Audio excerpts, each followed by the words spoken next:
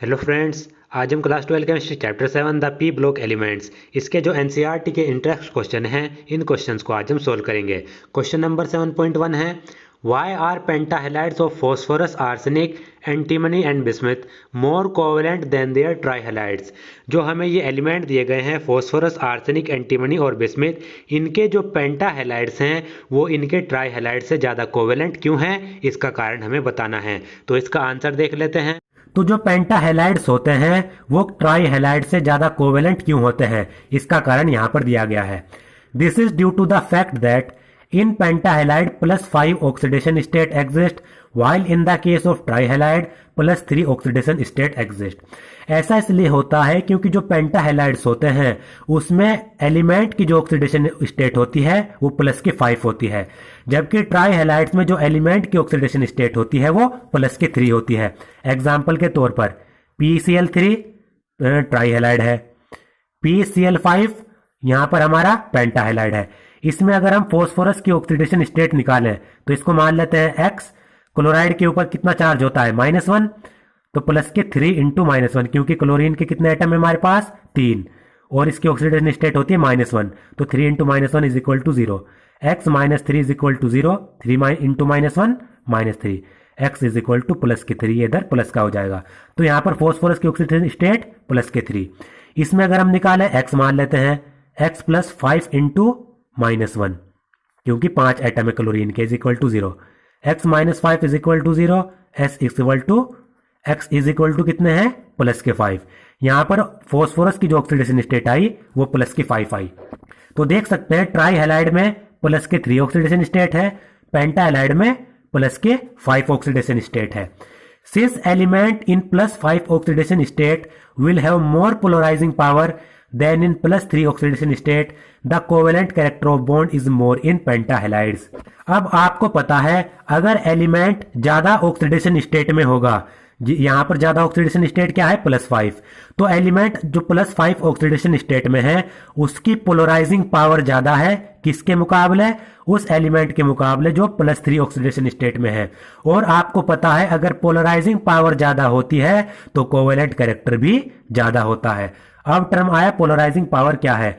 Polarising power होती है electrons को अपनी तरफ खींचने की जो कैपेसिटी होती है, जो इलेक्ट्रॉन का जो क्लाउड है उसको अपनी तरफ अट्रैक्ट करने की, अपनी तरफ खींचने की जो कैपेसिटी होगी उसको कहेंगे हम पोलराइजिंग पावर। तो आपको यहां पर एक सिंपल सा रूल याद रखना है, वो रूल मैं आपको बता देता हूं। जितनी ज्यादा ऑक्सीडेशन स्टेट, जो ऑक्सीडेशन स्टेट होती है वो डायरेक्टली प्रोपोर्शनल होती है पोलराइजिंग पावर के। तो ये रूल आपको याद रखना है, इससे आपको ये क्वेश्चन समझ आ जाएगा। जो ऑक्सीडेशन स्टेट होती है वो डायरेक्टली प्रोपोर्शनल होती है पोलराइजिंग पावर के। जितनी ज्यादा ऑक्सीडेशन स्टेट उतनी ज्यादा पोलराइजिंग पावर। और अगर पोलराइजिंग पावर ज्यादा होगी, पोलराइजिंग पावर ज्यादा होगी तो कोवेलेंट कैरेक्टर भी ज्यादा होगा। यानी पोलराइजिंग पावर क्या होती है, डायरेक्टली प्रोपोर्शनल होती है कोवेलेंट कैरेक्टर के। तो ये सिंपल सा रूल आपको याद रखना है, oxidation state directly proportional to polarising power और covalent character directly proportional to polarising power. जितनी ज्यादा ऑक्सीडेशन स्टेट उतनी ज्यादा पोलराइजिंग पावर, जितनी ज्यादा पोलराइजिंग पावर उतना ज्यादा कोवेलेंट कैरेक्टर। और पोलराइजिंग पावर मैंने आपको बताया इलेक्ट्रॉन क्लाउड को अपनी तरफ खींचने की कैपेसिटी, जैसे कि PCl5 में ये मैंने यहां पर बनाया, ये क्या है PCl5। इसमें आपको पता है जो फॉस्फोरस है वो +5 ऑक्सीडेशन स्टेट में है, यानी इसकी पोलराइजिंग पावर ज्यादा है। अब आपको पता है जो क्लोरीन होता है वो हाईली इलेक्ट्रोनेगेटिव एलिमेंट होता है। क्लोरीन क्या करता है, इलेक्ट्रॉन को ये अपनी तरफ खींचता है। क्लोरीन इलेक्ट्रॉन को अपनी तरफ खींचेगा जिससे वो बॉन्ड को आयनिक करने की कोशिश करेगा, जबकि यहां पर जो फॉस्फोरस है वो +5 ऑक्सीडेशन स्टेट में है। +5 ऑक्सीडेशन स्टेट का मतलब क्या है, इसकी पोलराइजिंग पावर ज्यादा है, तो फॉस्फोरस भी क्या करेगा, इलेक्ट्रॉन को अपनी तरफ ज्यादा से ज्यादा खींचने की कोशिश करेगा। क्लोरीन भी अपनी तरफ इलेक्ट्रॉन खींचने की कोशिश कर रहा है, इलेक्ट्रोनेगेटिविटी के कारण फॉस्फोरस भी इलेक्ट्रॉन को अपनी तरफ खींचने की कोशिश कर रहा है, किसके कारण? हायर ऑक्सीडेशन स्टेट के कारण, यानी हायर पोलराइजिंग पावर के कारण। तो जब ये दोनों इलेक्ट्रॉन को अपनी तरफ खींचने की कोशिश करते हैं, इससे क्या होता है, जो ये बॉन्ड है इसका कोवेलेंट कैरेक्टर बढ़ता चला जाता है, यानी जो बॉन्ड होता है वो कोवेलेंट होता चला जाता है। जबकि PCl3 में ऐसा नहीं है। PCl3 में क्या होता है, इसकी ऑक्सीडेशन स्टेट कम है +3, तो इसकी पोलराइजिंग पावर कम है, तो इसके कारण क्या होता है, ये इलेक्ट्रॉन को अपनी तरफ नहीं खींच पाता, इससे इसकी कोवेलेंट कैरेक्टर डिक्रीज हो जाता है। तो ये आपको याद रखना है। तो +5 ऑक्सीडेशन स्टेट में अगर एलिमेंट है, उसकी पोलराइजिंग पावर ज्यादा है, पोलराइजिंग पावर ज्यादा होगी तो क्या होगा, कोवेलेंट कैरेक्टर इंक्रीज होगा। तो ये आपको याद रखना है, जो पेंटा हैलाइड्स होते हैं उनमें कोवेलेंट कैरेक्टर ज्यादा होता है। तो ये इसका आंसर था। क्वेश्चन नंबर 7.2 है, Why is BiH3 the strongest reducing agent amongst all the hydrides of group 15 element? Group 15 element के जितने भी हाइड्राइड्स हैं, जैसे कि NH3, फॉस्फोरस का हाइड्राइड्स PH3, आर्सेनिक का हाइड्राइड AsH3, इसी तरीके से एंटीमनी का हाइड्राइड SbH3 और बिस्मिथ का हाइड्राइड BiH3। तो जो ये ग्रुप 15 एलिमेंट के जो ये हाइड्राइड हैं, इनमें जो BiH3 है ये सबसे ज़्यादा स्ट्रॉन्गेस्ट रिड्यूसिंग एजेंट क्यों है, इसका कारण हमें बताना है। तो इसका आंसर हम देख लेते हैं। सबसे पहले समझिए रिड्यूसिंग एजेंट का मतलब क्या है। रिड्यूसिंग एजेंट का मतलब है सामने वाली स्पीसीज को रिड्यूस करना, यानी जो रिड्यूसिंग एजेंट होगा वो क्या करेगा, सामने वाली स्पीसीज का या फिर दूसरे कंपाउंड का क्या कर देगा, रिडक्शन कर देगा। तो यहाँ आपको पता है जब जो रिड्यूसिंग एजेंट है वो सामने वाली स्पीसीज का रिडक्शन कर रहा है, और रिडक्शन कैसे होता है, अगर सामने वाली स्पीसीज को हाइड्रोजन डोनेट कर दिया जाए। तो रिड्यूसिंग एजेंट क्या करेगा, सामने वाली स्पीसीज को हाइड्रोजन एटम डोनेट करेगा। तो सबसे ज्यादा स्ट्रॉन्गेस्ट रिड्यूसिंग एजेंट कौन होगा, जो आसानी से हाइड्रोजन रिलीज कर दे। तो सबसे ज्यादा स्ट्रॉन्गेस्ट रिड्यूसिंग एजेंट कौन है, जो आसानी से हाइड्रोजन को क्या कर देगा, हाइड्रोजन को रिलीज कर देगा। तो इसका आंसर देख लेते हैं। As we move down a group the atomic size increases and the stability of the hydrides of group 15 element decreases. जैसे जैसे हम डाउन द ग्रुप जाते हैं, डाउन द ग्रुप जाने का मतलब है नाइट्रोजन से हम बिस्मिथ की तरफ आते हैं, तो एटम का जो साइज है वो इंक्रीज होता चला जाता है। और एटम का साइज अगर इंक्रीज होगा तो जो ग्रुप 15 के एलिमेंट जो हाइड्राइड्स बना रहे हैं उनकी स्टेबिलिटी डिक्रीज होती चली जाएगी। उनकी स्टेबिलिटी डिक्रीज क्यों होगी, इसको मैं आपको बता देता हूं। तो देखिए यहाँ पर हमारे पास हाइड्राइड है NH3, फॉस्फोरस का हाइड्राइड है हमारे पास PH3, आर्सेनिक का हाइड्राइड है हमारे पास AsH3, इसी तरीके से एंटीमनी का हाइड्राइड SbH3, और अगला हाइड्राइड है हमारे पास BiH3। ये हमारे पास 5 हाइड्राइड हैं। अगर हम देखें, आपको पता है जैसे जैसे हम नाइट्रोजन से बिस्मिथ की तरफ जाएंगे, यानी डाउन द ग्रुप जाएंगे, तो एटम का जो साइज है वो बढ़ता चला जाएगा, इंक्रीज होता चला जाएगा। अब देखिए नाइट्रोजन का साइज भी स्मॉल होता है, हाइड्रोजन का साइज भी स्मॉल होता है, तो इसके कारण जो NH3 में नाइट्रोजन और हाइड्रोजन के बीच में जो बॉन्ड लेंथ होती है वो बहुत ही ज़्यादा स्मॉल होती है। और उसके बाद फॉस्फोरस का साइज थोड़ा बढ़ेगा, नाइट्रोजन से जैसे हम फॉस्फोरस की तरफ आएंगे, फॉस्फोरस का साइज थोड़ा बढ़ा, हाइड्रोजन का उतना ही रहेगा। अब जब फॉस्फोरस का साइज बढ़ गया तो फॉस्फोरस और हाइड्रोजन के बीच में बॉन्ड लेंथ थोड़ी बढ़ गई। इसी तरीके से AsH3 में फॉस्फोरस से जब हम आर्सेनिक की तरफ जाएंगे तो आर्सेनिक का साइज और बढ़ेगा, हाइड्रोजन का उतना ही रहेगा, तो इनके बीच में बॉन्ड लेंथ और बढ़ जाएगी। इसी तरीके से SbH3 में क्या होगा, यहाँ पर मैं बना देता हूँ। SbH3 में Sb का साइज और बढ़ेगा, Sb का साइज बढ़ेगा, हाइड्रोजन का साइज उतना ही, तो बॉन्ड लेंथ यहाँ पर और बढ़ जाएगी। इसी तरीके से BiH3 में जो साइज होता है वो सबसे ज़्यादा लार्ज होगा। ये हमारा बिस्मिथ का साइज है, ये हाइड्रोजन का साइज है, जिसके कारण इनमें बॉन्ड लेंथ सबसे ज़्यादा लार्जेस्ट होगी। तो हमें क्या पता लगा, NH3 में बॉन्ड लेंथ सबसे ज़्यादा स्मॉल और BiH3 में बॉन्ड लेंथ सबसे ज़्यादा लार्ज। और आपको पता है बॉन्ड लेंथ जितनी ज़्यादा स्मॉल होगी, बॉन्ड लेंथ जितनी ज़्यादा स्मॉल होगी, हमारा जो बॉन्ड है वो इतना ज़्यादा स्ट्रॉन्ग होगा। तो NH3 में बॉन्ड लेंथ सबसे ज़्यादा स्मॉल है, तो NH3 का जो बॉन्ड है वो सबसे ज़्यादा स्ट्रॉन्ग होगा। इसी तरीके से BiH3 में बॉन्ड लेंथ सबसे ज़्यादा लार्ज है, तो BiH3 में जो बॉन्ड होगा वो सबसे ज़्यादा स्ट्रॉन्ग होगा। क्योंकि बॉन्ड क्या होगा BiH3 में सबसे ज़्यादा वीक होगा, क्योंकि बॉन्ड जितना बड़ा उतना ज़्यादा वीक बॉन्ड। तो हमें क्या पता चला, NH3 में बॉन्ड लेंथ स्मॉल है तो NH3 में जो बॉन्ड है वो बहुत ज़्यादा स्ट्रॉन्ग है। BiH3 में जो बॉन्ड लेंथ है वो सबसे ज़्यादा लार्ज है, जितनी ज़्यादा बॉन्ड लेंथ लार्ज होगी उतना ज़्यादा हमारा वीक बॉन्ड होगा। तो BiH3 में बॉन्ड सबसे ज़्यादा वीक होता है। तो ये हमें यहाँ पर पता लगा। अब आपको पता है जितना ज़्यादा स्ट्रॉन्ग बॉन्ड उसको तोड़ना उतना ही डिफ़िकल्ट, जितना ज़्यादा स्ट्रॉन्ग बॉन्ड होगा उसको तोड़ना उतना ही डिफ़िकल्ट होगा। अब NH3 में अगर बॉन्ड बहुत ज़्यादा क्या है स्ट्रॉन्ग है, तो NH3 में जो नाइट्रोजन और हाइड्रोजन का जो बॉन्ड है इसको तोड़ना बहुत ही ज़्यादा डिफ़िकल्ट हो जाएगा।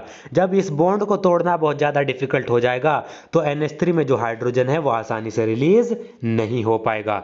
तो इसी तरीके से BiH3 की अगर हम बात करें, BiH3 में बॉन्ड लेंथ बहुत ज़्यादा लार्ज होती है और बॉन्ड हमारा बहुत ज़्यादा वीक होता है। अब बॉन्ड BiH3 में बहुत ज़्यादा वीक है तो BiH3 में बिस्मिथ और हाइड्रोजन के बीच में जो बॉन्ड होगा ये वीक होने के कारण इसको तोड़ना बहुत ज़्यादा इजी हो जाएगा। अब जब इस बॉन्ड को तोड़ना बहुत ज़्यादा इजी हो जाएगा तो BiH3 में हाइड्रोजन आसानी से रिलीज़ हो जाएगा। अब BiH3 में हाइड्रोजन आसानी से रिलीज़ हो रहा है, इसका मतलब ये सबसे ज़्यादा स्ट्रॉन्गेस्ट रिड्यूसिंग एजेंट होगा, क्योंकि सबसे ज़्यादा स्ट्रॉन्गेस्ट रिड्यूसिंग एजेंट कौन होता है, जो आसानी से हाइड्रोजन दे दे। अब BiH3 में बॉन्ड बहुत ज़्यादा वीक है, इसके कारण ये बॉन्ड आसानी से टूट रहा है। बॉन्ड आसानी से टूटेगा तो ये दूसरी स्पीसीज को आसानी से हाइड्रोजन दे देगा। तो इसी के कारण BiH3 सबसे ज़्यादा स्ट्रॉन्गेस्ट रिड्यूसिंग एजेंट होता है, ये आपको याद रखना है। तो ये मैं आपको बता चुका। जैसे जैसे हम डाउन द ग्रुप जाएंगे एटॉमिक साइज बढ़ेगा, एटॉमिक साइज बढ़ेगा तो बॉन्ड लेंथ क्या होती चली जाएगी, बढ़ती चली जाएगी। बॉन्ड लेंथ बढ़ेगी तो बॉन्ड वीक होगा, बॉन्ड वीक होगा तो उसको तोड़ना आसान होगा और वो आसानी से हाइड्रोजन दे देगा, आसानी से हाइड्रोजन दे देगा तो स्ट्रॉन्गेस्ट रिड्यूसिंग एजेंट होगा। और आपको पता है अगर किसी बॉन्ड में BiH3 में बॉन्ड आसानी से टूट रहा है तो इसका मतलब जो ग्रुप 15 एलिमेंट की जो स्टेबिलिटी है वो डिक्रीज होती चली जाती है, क्योंकि NH3 सबसे लास्ट का BiH3, NH3 का बॉन्ड सबसे ज़्यादा स्ट्रॉन्ग है तो ये सबसे ज़्यादा स्टेबल होगा, और BiH3 का बॉन्ड सबसे ज़्यादा वीक है तो ये सबसे ज़्यादा अनस्टेबल होगा, क्योंकि जितना ज़्यादा स्टेबल उसको तोड़ना उतना ही भारी, जितना ज़्यादा अनस्टेबल उसको तोड़ना उतना ही आसान। इसको तोड़ना आसान है तो इसका मतलब इसकी स्टेबिलिटी सबसे ज़्यादा कम है, तो डाउन द ग्रुप स्टेबिलिटी घटती चली जाती है। Since the stability of hydride decreases on moving from NH3 to BiH3, the reducing character of the hydride increases on moving from NH3 to BiH3।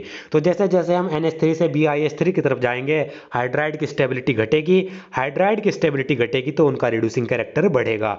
तो NH3 से BiH3 की तरफ जाने पर रिड्यूसिंग कैरेक्टर उनका बढ़ता है, इसलिए BiH3 हमारा स्ट्रॉन्गेस्ट रिड्यूसिंग एजेंट है। ये आपको याद रखना है, इसका पूरा कारण मैं आपको बता चुका हूं। अब देखिए यहाँ पर हमारा क्वेश्चन नंबर 7.3 है, Why is N2 less reactive at room temperature. हमें बताना है जो डाई नाइट्रोजन है N2 वो रूम टेम्परेचर पर लेस रिएक्टिव क्यों होती है। तो देखिए इसका आंसर है the two nitrogen atom in N2 are bonded to each other by very strong triple covalent bond. N2 में क्या होता है, जो दो नाइट्रोजन एटम होते हैं ये एक दूसरे से बहुत ही स्ट्रॉन्ग ट्रिपल कोवेलेंट बॉन्ड से जुड़े हुए होते हैं। यानी N2 में क्या होगा, N2 में नाइट्रोजन के बीच में ट्रिपल कोवेलेंट बॉन्ड होता है, और जो ये ट्रिपल कोवेलेंट बॉन्ड होता है ये बहुत ही ज़्यादा स्ट्रॉन्ग होता है। The bond dissociation energy of this bond is very high. और नाइट्रोजन में इस ट्रिपल कोवेलेंट बॉन्ड को तोड़ने के लिए जो एनर्जी चाहिए होती है, यानी इस ट्रिपल कोवेलेंट बॉन्ड की जो बॉन्ड डिसोसिएशन एनर्जी होगी वो बहुत ज़्यादा हाई होगी। और आपको पता है बॉन्ड डिसोसिएशन एनर्जी जितनी ज़्यादा हाई होती है बॉन्ड को तोड़ना उतना ही ज़्यादा डिफिकल्ट हो जाता है। तो N2 में जब इस बॉन्ड को तोड़ना बहुत ज़्यादा डिफिकल्ट है तो ये जो हमारा जो N2 होगा वो क्या होगा, लेस रिएक्टिव होगा। As a result N2 is less reactive at room temperature. इसके कारण क्या होता है, जो डाई नाइट्रोजन होता है वो रूम टेम्परेचर पर लेस रिएक्टिव होगा, क्योंकि आपको पता है अगर N2 को हमें रिएक्शन करानी है तो ये बॉन्ड तो तोड़ना पड़ेगा, तभी तो N2 रिएक्ट करेगा। अब आपको पता है जब रूम टेम्परेचर पर ये जो कोवेलेंट बॉन्ड होता है, ट्रिपल कोवेलेंट बॉन्ड, ये बहुत ही ज़्यादा स्ट्रॉन्ग होता है। बहुत ही ज़्यादा स्ट्रॉन्ग होने के कारण इसको तोड़ने के लिए जो एनर्जी चाहिए वो भी बहुत ज़्यादा हाई होगी, तो इसके कारण ये रूम टेम्परेचर पर लेस रिएक्टिव होगा। ये आपको यहाँ पर याद रखना है। Question number 7.4, mention the condition required to maximize the yield of ammonia. Ammonia की यील्ड को बढ़ाने के लिए हमें कौन कौन सी कंडीशन अपनानी पड़ेगी, उन कंडीशन को हमें यहाँ पर बताना है। तो देखिए इसका answer, ammonia is prepared using the Haber's process. आपको पता है जो अमोनिया यानी NH3 होता है उसको हम हैबर्स प्रोसेस के द्वारा बनाते हैं। The yield of ammonia can be maximize under the following condition. और आपको पता है हैबर्स प्रोसेस में क्या होता है, N2 + 3H2 ये मिलकर क्या बनाते हैं, 2NH3, और इसमें आयरन को हम कैटलिस्ट के रूप में लेते हैं। तो यहाँ पर ये हमारा क्या बन जाता है, अमोनिया, और इसको हम कहते हैं हैबर्स प्रोसेस। तो इस प्रोसेस में अमोनिया की यील्ड को बढ़ाने के लिए जो कंडीशन है वो देखिए। पहली कंडीशन, इस प्रोसेस में हाई प्रेशर होना चाहिए, यानी हैबर्स प्रोसेस से जो हम अमोनिया बना रहे हैं उसमें हमें हाई प्रेशर लेना है, लगभग 200 एटमॉस्फेयर। दूसरी condition, a temperature of 700 kelvin. Haber's process में हमें टेम्परेचर रखना है लगभग 700 केल्विन टेम्परेचर। और तीसरी इसमें कंडीशन है, हैबर्स प्रोसेस में जो हमें कैटलिस्ट लेना है जैसे कि आयरन ऑक्साइड, उसको हमें स्मॉल अमाउंट में K2O और Al2O3 से मिक्स कर देना है। Use of catalyst such as iron oxide mixed with small amount of K2O and Al2O3। Iron oxide को स्मॉल अमाउंट में K2O और Al2O3 से मिक्स करना है और इसको कैटलिस्ट के रूप में यूज करना है। और ये तीनों अगर हम कंडीशन रखेंगे तो हैबर्स प्रोसेस में अमोनिया की यील्ड हमारी बढ़ जाएगी। क्वेश्चन नंबर 7.5 है, how does ammonia react with the solution of Cu2 positive. Answer इसका हमें बताना है। जो अमोनिया होता है यानी NH3 वो कॉपर 2 पॉजिटिव के सॉल्यूशन से, यानी कोई सॉल्यूशन है जिसमें कॉपर 2 पॉजिटिव के आयन हैं, उस सॉल्यूशन के साथ अमोनिया रिएक्ट किस तरीके से करेगा। तो इसका आंसर यहाँ पर दिया गया है, या आप यहाँ पर आंसर देखिए, ये जो नीचे आंसर यहाँ से दिया गया है, NH3 act as a Lewis base. जो हमारा अमोनिया होता है वो लुईस बेस की तरह एक्ट करता है, यानी अमोनिया में नाइट्रोजन के पास क्या होता है, नाइट्रोजन के पास इसके पास यहाँ पर लोन पेयर होगा, और अगर इसके पास नाइट्रोजन के पास लोन पेयर होगा तो ये क्या करता है, लोन पेयर को डोनेट कर देता है। इट डोनेट्स इस electron pair and forms a linkage with metal ion.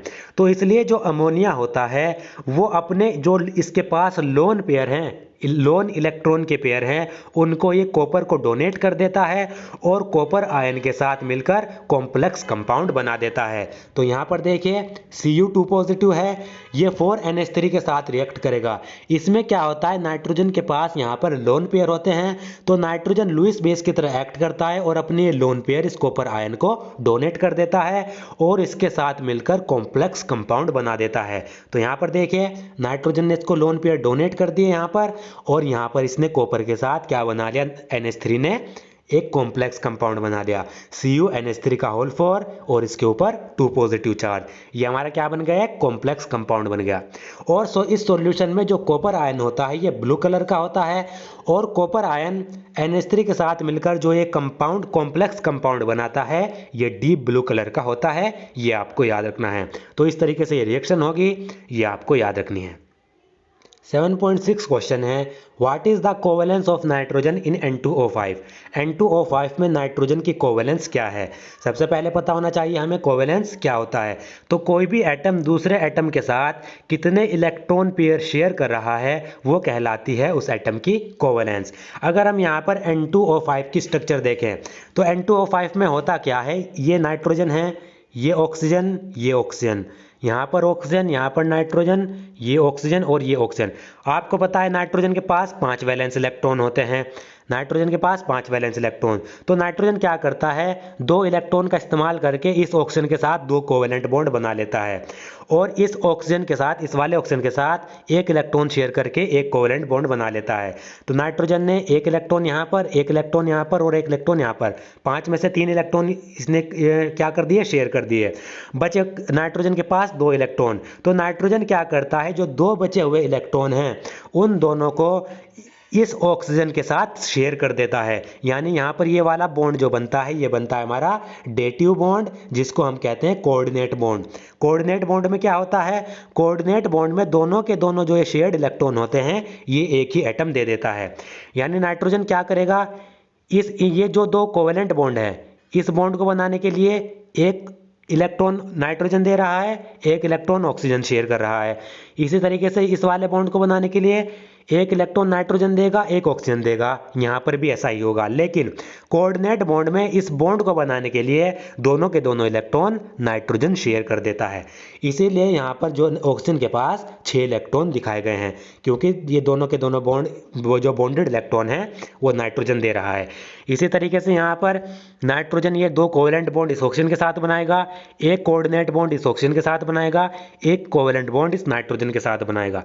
अब इस वाली स्ट्रक्चर में अगर आप देखें, नाइट्रोजन कितने इलेक्ट्रॉन पेयर शेयर कर रहा है, नाइट्रोजन कितने बॉन्ड बना रहा है, तो आप देखिए नाइट्रोजन 1 बॉन्ड ये बना रहा है, 1 बॉन्ड ये बना रहा है, 2, तीसरा बॉन्ड ये, चौथा बॉन्ड ये।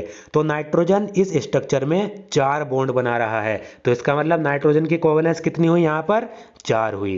तो N2O5 में नाइट्रोजन की कोवेलेंस 4 होती है, ये आपको याद रखना है। नाइट्रोजन 1, 2, 3, 4 बॉन्ड यहाँ पर नाइट्रोजन बना रहा है।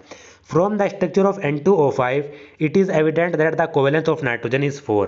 आप देख सकते हैं इस स्ट्रक्चर से हमें पता लग रहा है नाइट्रोजन की कोवेलेंस कितनी है, नाइट्रोजन की कोवेलेंस यहाँ पर 4 है।